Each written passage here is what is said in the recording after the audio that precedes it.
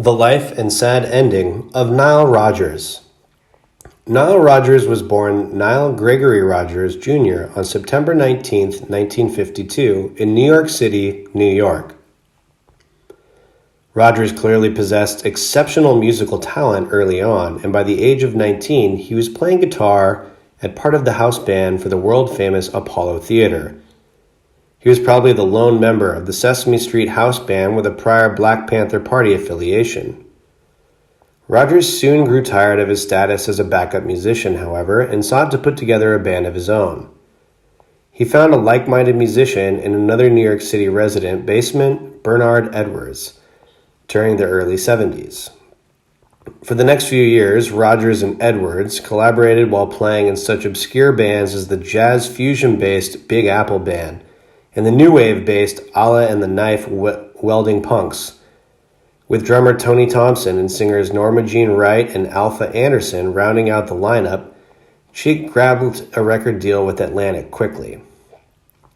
Almost immediately, Cheek became the kings and queens of the dance disco domain, scorching such hits as 1977's Cheek and 1978's C'est Chic and 1979's Risque, the latter two of which went platinum. The band's up-tempo, infectious hit singles became dance floor standards, including Dance, Dance, Dance, and especially a pair of chart toppers, Le Freak and Good Times. With the dawn of the 80s came the disco backlash. Cheek's albums sold less and less, resulting in the group's split in 1983. But Rodgers' music career was just beginning. Toward the end of his tenure with Cheek, he and Edwards had begun producing and writing for other artists, including hits for Sister Sledge and Diana Ross.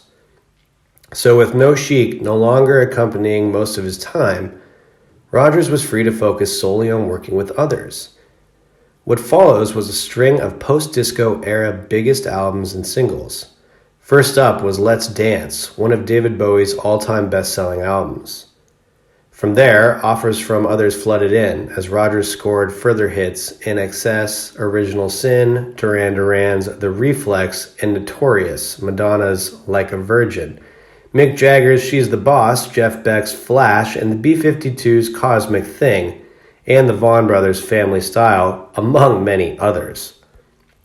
Additionally, Rodgers found time during his hectic period to issue a pair of solo records, 1983's Adventures in the Land of the Good Groove and 1985's B-Movie Matinee.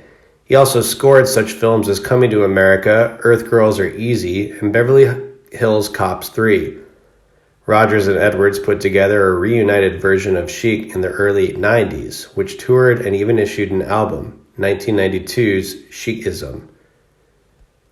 Rodgers was saluted in his own tribute show in Japan on April 18, 1996, and found him joined on stage by an old pal Edwards, as well as Sister Sledge, Steve Winwood, Simon Le Bon, and Slash. After the celebration, Edwards tragically passed away from pneumonia. Rodgers continued to be active, founding the We Are Family Foundation, and produced Duran Duran's Astronaut. Rodgers also operated a national music distribution company, Something Distribution, which specialized in video game soundtracks. Rodgers was as active as ever during his 2010s. At the beginning of the decade, he and Rhino France compiled the excellent 4-disc box set, the Cheek Organization box set, Volume 1, Savoir Faire. Despite being diagnosed with prostate cancer the same year, Rodgers kept moving as much as he could.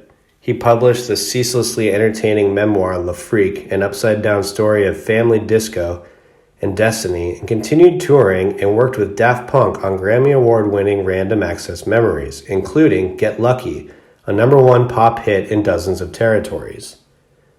Shortly after the song's release, he announced that his doctor had given him a secondary all-clear regarding his cancer. Rodgers subsequently worked with Disclosure, Duran Duran, and Laura Mulville, and continued to perform with Chic, including a headlining spot at the 2014 Essence Festival.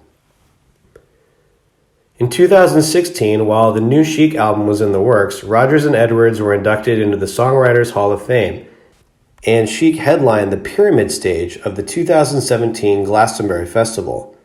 It's about time the ninth Cheek album arrived the following year. In personal life, Rodgers was in a relationship with Kenyan singer Lamia in the mid-1990s. Currently, he is living with Nancy Hutt very happily now in Westport, Connecticut. During his career, Rodgers said that in the 1990s his heart stopped beating 8 times, and he was alive only due to the actions of his doctor filling out his death certificate. Probably right now is the worst time when his health is slowly deteriorating. Thank you for listening to the story about the life of Nile Rodgers. Like and comment on your opinion in the comment section below.